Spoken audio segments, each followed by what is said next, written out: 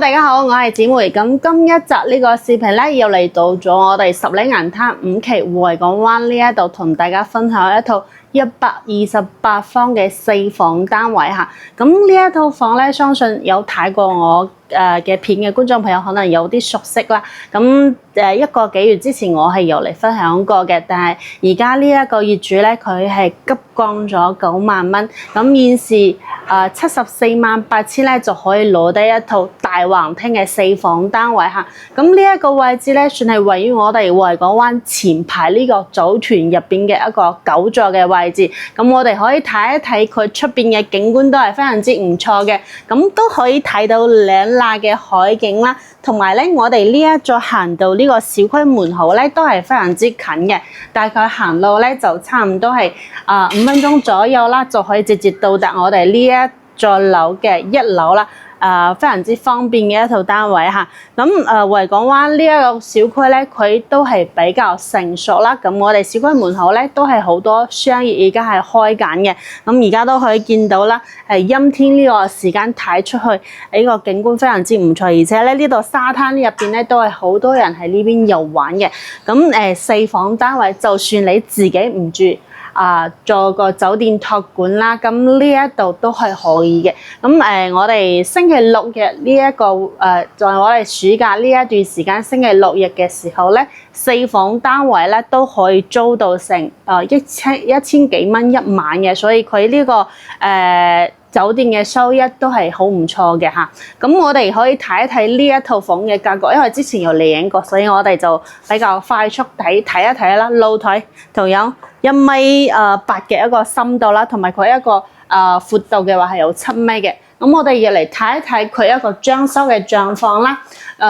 業主佢係做咗呢啲 sofa 啦，同埋定制嘅櫃仔都係做好咗嘅，都係算係保持得比較新淨嘅一套單位嚇。咁我哋直接 lift 好一出嚟咧，就可以到達我哋呢一套單位啦。2 lift 6房一個設計係，同埋咧佢入戶門呢個位置咧，佢做咗呢個定制嘅鞋櫃嘅，同埋有啲鏡喺呢一度，收納嘅空間係非常之足夠嘅。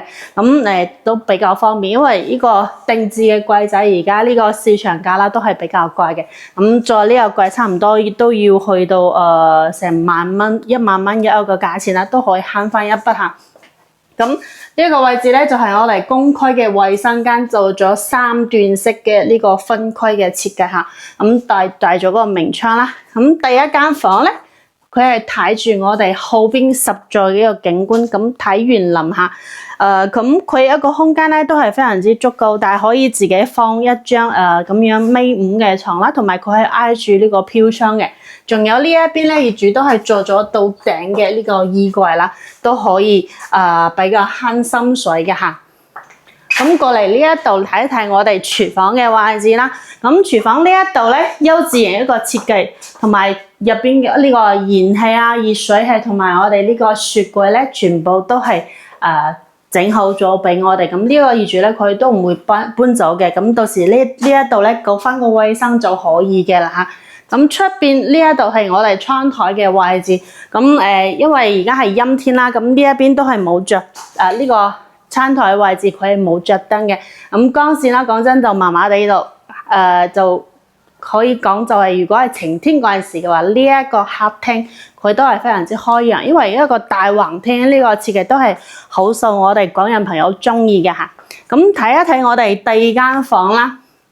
咁第二間房嘅話，佢係放咗一張1.5米嘅床，就冇做到嗰種衣櫃啦。咁呢一間房咧，如果我哋打開咗呢個窗嘅話，咁成間屋咧都係非常之斜風嘅，因為呢種大橫廳嘅呢個設計嘅話，咁可以做到呢個南北對流嘅嚇。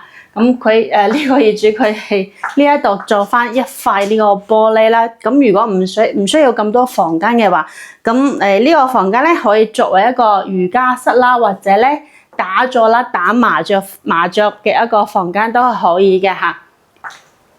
咁嚟到咗我哋嘅第3間房，咁呢3間房間咧，佢都係睇住我哋北邊嘅呢個景觀小區嘅一個園林啦。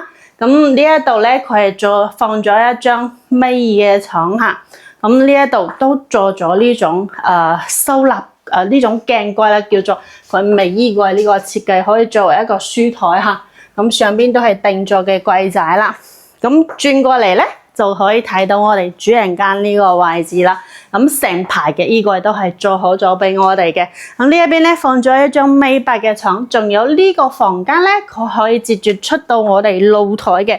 所以主人間呢一度嘅一個景觀都係非常之唔錯啦，可以睇到我哋叫做三罅嘅海景嚇。咁啱先嗰個機位咧可以睇到一個套廁嘅一個位置嚇。咁其實呢個單位都係非常之斜風嘅，即係南北對流一個設計嚇。咁佢係西南朝向一個方位啦，咁都可以睇到我哋前面呢個景觀嘅。咁現時呢一套房咧，我哋就全部睇完啦，128方大橫廳嘅4房單位嚇。咁而家一個放盤價咧係748000嘅。咁而家呢個價錢業主都係非常之急賣嘅。如果你睇啱咗之後咧，都可以叫我同呢個業主傾一傾，度一度睇可唔可以睇到傾到更加低嘅一個價錢嚇。咁我哋今一集呢個視頻咧就分享到呢度。如果你想要了解更加多詳細嘅資料咧，都可以加我嘅微信啦，或者係 WhatsApp 嚇。咁下一集再見，拜拜。